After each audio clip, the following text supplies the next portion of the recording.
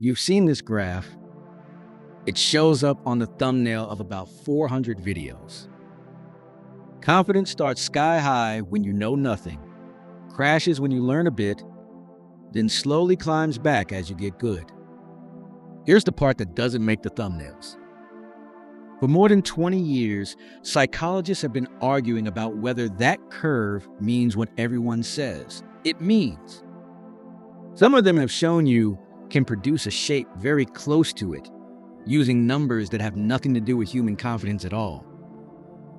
And here's the part that makes this interesting instead of just annoying. The thing the graph is pointing at is still real. People genuinely are bad at judging themselves. Both of those statements are true at once. And the gap between them is where all the useful stuff has been hiding. So this isn't going to be another list of signs you're secretly not that clever. I'm going to show you what actually survived 20 years of that argument. Why the standard advice at the end of every one of these videos is logically broken. And then I'll give you something you can actually score. A number, not a feeling. I'll also tell you about the one time this fix was properly tested on professionals and it backfired, because that part matters more than the fix itself. Start with what's solid. In 1999, 2 researchers ran a set of experiments. They gave people tests, then asked them to guess how they'd done compared to everyone else. The people who scored worse didn't just get it slightly wrong. They placed themselves comfortably above the middle of the pack. The people who scored best went the other way and slightly undersold themselves. That result got a name, and the name got famous. And the explanation attached to it was this: if you're bad at something, you're missing the exact skill you need to notice you're bad at it. 2 problems for the price of 1. And the second one is invisible from where you're standing. It's a satisfying idea. It explains your entire group chat. That's part of why it spread the way it did. Now the argument. Imagine I line up a class of kids by height. Shortest to tallest. I take the 5 shortest and I ask them to guess how tall they are. On average, their guesses will land above their real height. Have I discovered that short children are delusional about their own bodies? No. I've discovered that I sorted them by height first. When you're already at the bottom of a group, your errors have almost nowhere to go except up. When you're at the top, they have almost nowhere to go except down. Sort people by a measurement, then measure their error against that same measurement, and you will manufacture that pattern. Whether or not anything psychological is happening, that's the core of the complaint. And it's been made repeatedly in serious journals.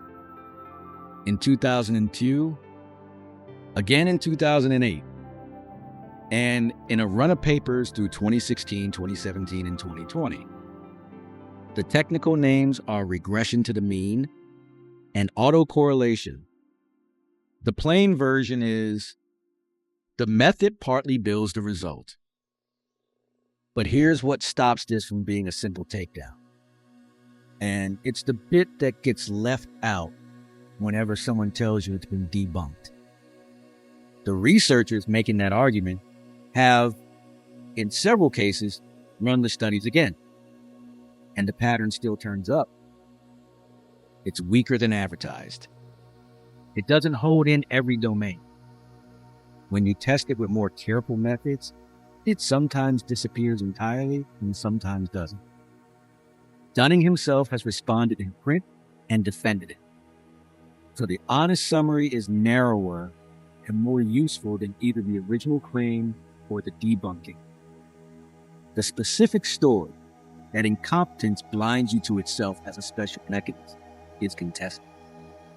The broader thing, that human beings are unreliable judges of their own ability, is not seriously in doubt. It just isn't a neat curve on the line. They all end in the same place. Pay attention to your own certainty. Notice when you're speaking in absolutes. Get suspicious of confidence that arrives too fast. Read that again with the premise in mind.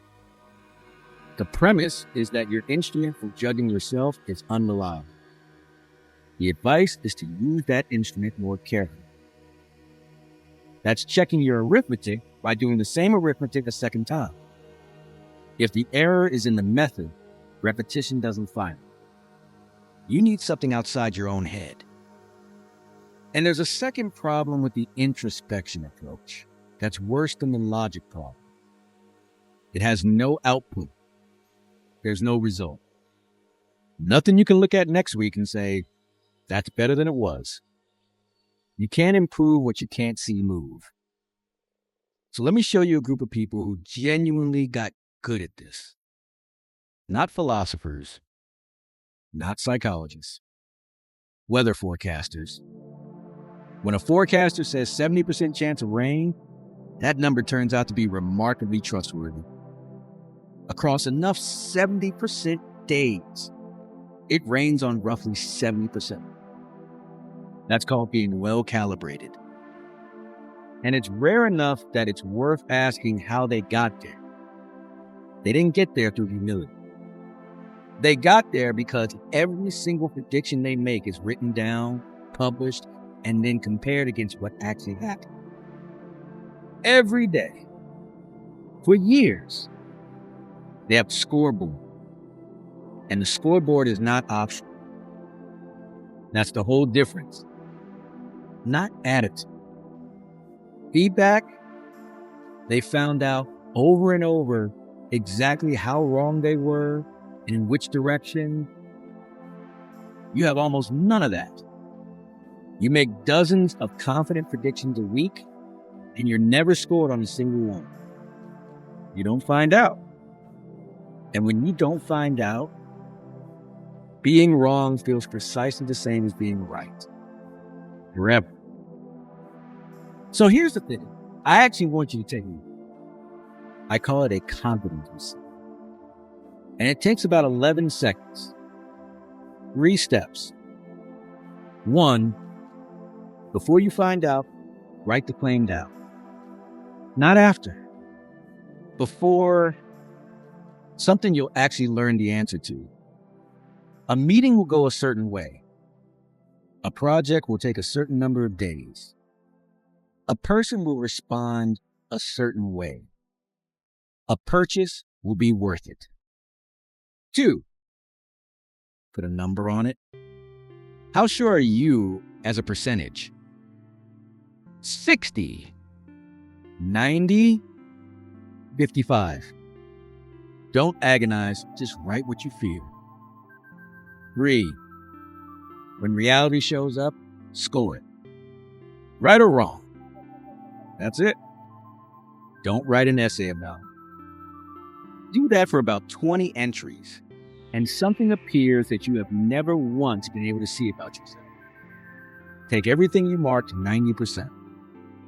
If you're calibrated, roughly 9 in 10 of those should have been true. If it's 5 out of 10, you now know something concrete and specific. Your 90s are worth about 50. That's not an insult, and it's not a personality diagnosis.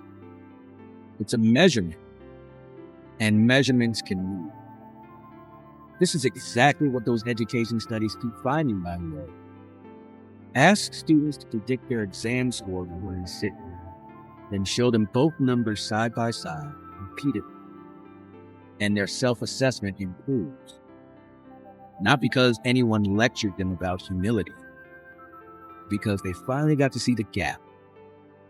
And this is where it gets genuinely more useful than any list of signs, because the receipt doesn't tell you whether you're smart. That question was always too drunk to be answered. It tells you where you're miscalibrated. And the answer is almost never everywhere. You'll find you're sharp about your actual work and wildly off about how long things take, or well calibrated about people and hopeless about money. Nobody is uniformly overconfident. It's patchy. And the patches are personal. And there is no list of 8 signs on the internet that can tell you where yours are. Because they're yours. Now, the part I promised, and the reason I'd be uncomfortable ending here, this kind of training has been tested properly on people whose job depends on it. In one study, a group of intelligence analysts went through calibration training. On one type of judgment, it worked. They'd been overconfident, and afterwards they were better. On a different type of judgment, it made them worse. They'd started out underconfident on that task, and the training pushed them further in the same direction. Because the training was designed to bring confidence down, and it brought confidence down indiscriminately. That's not an isolated result. It's a known problem with day biasing in general. Aim at overconfidence, and you can overshoot straight into the opposite ditch. So let me say the important thing plainly. The goal is not less confident. If you finish this video and start hedging everything, qualifying every sentence, second guessing things you actually do know, you haven't fixed anything. You swap one calibration error for another. And the second one is quiet and costly because it costs other people your information. The receipt catches this. If your 60% keep coming through 90% of the time, you're not arrogant. You're underselling yourself. And you should be speaking up more, not less.